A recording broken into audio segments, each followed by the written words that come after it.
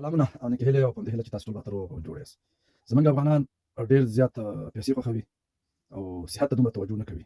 هماغه څه وي چې 50 کلنۍ ته نه رسېدلي ټول د ملا او د خپو د سر په درد باندې مبتلا شوي چې بیا ډېر زیات فعالیتونه ترې کړي.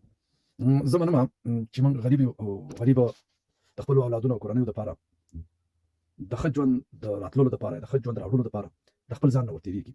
منم چې دا صفت دی، خو بهترینه او غوره خبره یې دا ده چې هم ټولنې ته خدمت وکړي او وروسته په همدې ټولنه باندې تاوان نه شي. دا لاره یې غوره او بهتره ده. راځم زمونږ ځوانان چې کرکټ ته راغلي دي، که مجيب والي او که غضنفر والي، غضنفر ته اوس 4 میاشتې ډاکټر ویلي دي سپارښتنه یې ورته کړې چې ته باید استراحت وکړې او ډېر مهم وخت دی چې هغه ته ډېر ضرورت و. دا ولې؟ دا ځکه چې هغه او هغه ته ورته بعضې نور ملګري ورباز هم د دې خبرې شکار دي.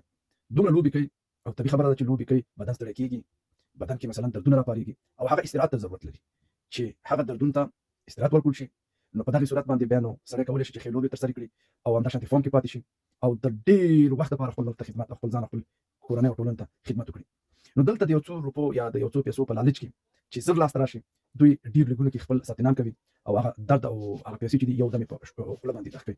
نو دا هغه کار دی چې دوی د کمیل میل وجه کوي او ډاکټر زمونږ کرکټ بورډ ته پکار و چې دوی متوجه کړي، ځکه چې دوی د غوږ ګټلو کوشش کې سر بیلي.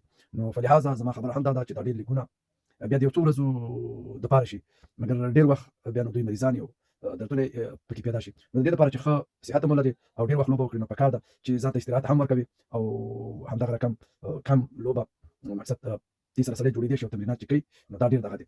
زه خلک وینم چې ډېر زیات دغه کوي او دا د کرکټ بورډ دپاره هم په زیان دی او د افغانستان د کرکټ ټیم دپاره هم په زیان دی، ځکه چې هغه کس چې فارم کې وي او هغه کس چې قوي اوسي او الهي استعداد لري، هغه د ټیم نه د لاسه ورکول او بیا په داسې وخت کې چې نړیوال 50 سريزي جام هم راځي نو د لاسه کې ورکړو، دا نو ډېر مقصد تاوان راوړي. نو په همدې هیله چې آینده کې ورته توجه وشي او هغه ځوانان چې د یو څو روپو په لالچ کې ښایسته بدن د لاسه کوي او استراحت ورته پکار یو نه کوي، هغوی باید دغې ټکي ته ډېر پام وکړي، ولې چې افغانستان دوی ته ضرورت لري او د دوی شتمني د افغانستان ده.